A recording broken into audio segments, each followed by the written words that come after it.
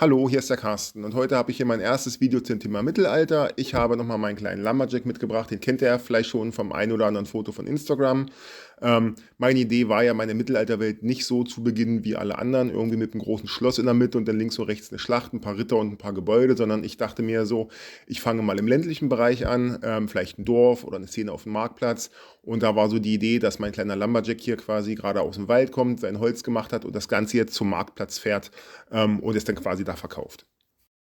Mit einer Figur zu beginnen wäre natürlich jetzt ganz schön wenig, deswegen habe ich nochmal was vorbereitet und zwar das erste Häuschen.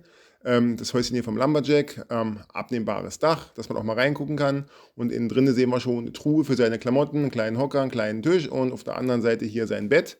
Ganz genau, die Tür zum Öffnen, zum Schließen, wie sich das gehört. An der Seite hat er noch mal ein bisschen Arbeitswerkzeug und hinten drin das Fenster auch noch mal zum Öffnen und zum Schließen. Das Ganze auf einer 16er Grundplatte. So machen wir das Dach erstmal wieder drauf. Ja, wie gesagt, und das ist so das erste Häuschen quasi der Mittelalterwelt. Ja, und das Haus muss natürlich auch irgendwo stehen, im Zweifelsfalle auf einer Baseplate. Ich habe mich jetzt dafür entschieden, für meine Mittelalterwelt große Baseplates zu nehmen, habe hier auch mal eine vorbereitet, um mal zu sehen, wie man das so anordnen könnte. Habe hier im Hintergrund schon mal hier ein paar Jumperplates drauf gemacht.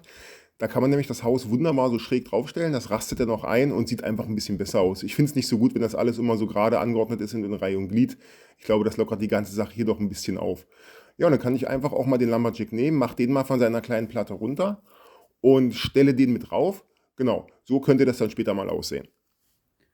So, und da wechsle ich doch direkt mal in Live-Modus.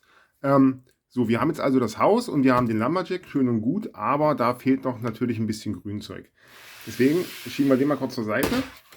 Und ich habe hier direkt noch eine Baseplate. Und jetzt gucken wir uns mal an, was wir jetzt im Thema Grünzeug machen können.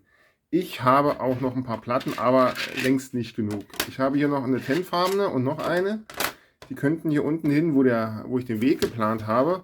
Und noch eine in hellgrün, aber das war es dann auch. Die restlichen Platten, die ich noch habe, die sind bei weitem nicht ausreichend, um das Ganze anständig grün zu machen. Von daher ist meine nächste Aufgabe jetzt erstmal neue Platten zu kaufen. Auf die Platten kommen dann natürlich noch ein paar Bäume und da habe ich schon auch verschiedene Varianten vorbereitet. Zum einen mal so einen kleinen Baum hier mit so einem Bar und so einen Pflanzenelementen drauf. Könnte ich mir vorstellen, dass der Lumberjack halt Bäume gefällt hat, dann auch gleich wieder neue Bäume gepflanzt hat.